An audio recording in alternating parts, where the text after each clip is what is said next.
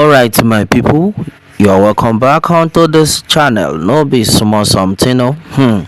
Still on the matter. Yoruba nation, no going back. Exactly waiting to be, exactly waiting the people. Then they talk about now with all the wahala, all the suffering, all the punishment, all the stress with this Fulani people. They don't bring come Yoruba land. Now, some Yoruba people will be say they don't get sense. I know say all the Yoruba people now, you get some will be say they no even send. They no one know. Waiting Yoruba nation they talk about. Only thing with them they think nah one Nigeria. There still be Yoruba people. Now so it be. But now with waiting they happen now. Many people don't come outside. We realize the work wey Chief Sunday Igboho do, the work wey Professor Banji Akintoye them they do. They don't say okay now. If that is the case, make all of us make we work together. This one, na good news. Oh, it be, na good news. Say now, as far as this struggle is concerned, say they want make all the Yoruba monarchs, all the obas, make them try their best, make them go, make sure say Chief Sunday Igboho they protected. No be smart, you know. This one are good news. Now waiting all these Yoruba people they talk now be that to say like this, so make we try our best, make we make sure say the president and all the monarchs make them come together, make them make sure say them protect Chief Sunday Igboho, because Chief Dr. Sunday Igboho is our leader, is our hero. And waiting everybody they talk now be that. They said this man, you know, one thing about this life, I don't talk this thing before. If you be person where you say you dey do something and you stick on that thing, you can't do good on that thing, no matter what, no matter of time, then go discover you. People go discover you. Now everybody don't discover Chief Sunday Igboho. Say na him be the only man where be say go make am happen. No matter how the other party, no matter wetin dem try to talk, people no one hear them.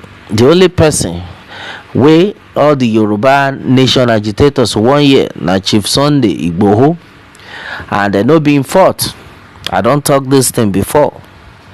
Now because God don't choose am, who ya bless, no man curse.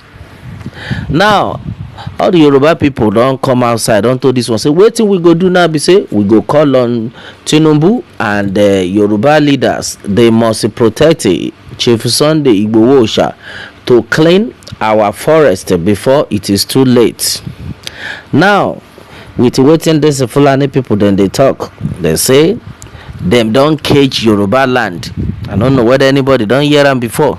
They say, oh, so this one where they shout in Yoruba nation. People will be say we don't cage. They don't talk that one past since they we be say we no go forget it. Everything we then talk. As them be so.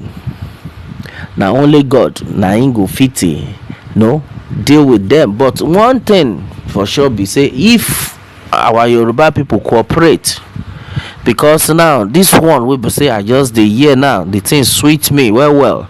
Say then go make sure say then reach out to the president Bola Ahmed Tinubu and all the Yoruba leaders.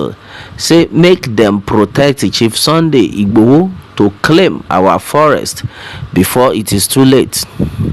And then onto this one, you go know say the only person, we don't even need anybody to tell us again. The only person will be say God don't choose for him people. Now him be Chief Sunday Igboho, because as he be so, if not for what God has been using for this man for, if not before waiting God they use Chief Sunday Igboho for, my brother, my sister, only God know waiting Yoruba land go don't turn into.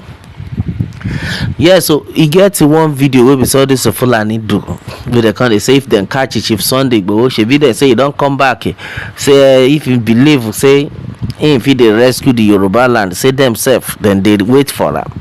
My brother, my sister, when I hear that one, I know say all dis Fulani people, dem no dey joke o. Dem no dey joke at all at all. So now everybody need to wake up, everybody need to cooperate. So according to wetin the Yoruba people dey talk, say Baba Akintoye is our leader, Chief Sunday Igboho is our leader, the president, and then all Yoruba governors, ministers, senators, and then obas must listen to this, and then they then try their best. My brother, my sister, no be small thing. Make them try their best to protect Chief Sunday Igboho, because the Yoruba people don see say na only Chief Sunday Igboho na him go fit help them. Na him be the person wey God don send, and as e be so, the needful must be done. Make we first of all start to dey pray for that man, because e no easy. Many things don happen for this country wey be say if no be for the grace of God, person for not dey alive till today. Because as e be so, if only our people go cooperate, then go come together as one, make betrayal no dey, things go work out the way e suppose to work out. Now wetin the people dey talk now be say make all Yoruba people, make them come outside, make them protect Chief Sunday Igboho, starting from the president and the obas. My brother, my sister, somebody dey say say this one na very good one, wey be say we dey hear. Now in fact na good news.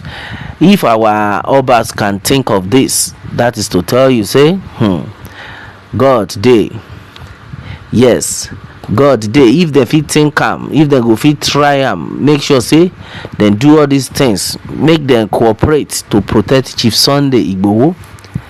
And then some group of people don first come outside say like this, say dem go make sure say Chief Sunday Igboho come back to the country. I think that move is a very great one. Chief Sunday Igboho must come back to the country. Maybe when they see say Chief Sunday Igboho dey around, all those kpai wey dey happen, e no go happen again. E no go happen again. Na only the good Lord na him go help us unto this matter. Because as it stands so, nothing dey happen. There is nothing like one Nigeria. Na to go our separate ways, na him be the koko. Na to go, na him be the koko. Either they like it or not, God has ordained this, and it shall come to pass. Well, Yoruba nation no going back. Exactly what it is, exactly what the people are talking about. What more can we say? Meanwhile, let me have your own take on this, and remember to subscribe for more updates if you are just joining us on this channel for the first time. All right, thanks and God bless.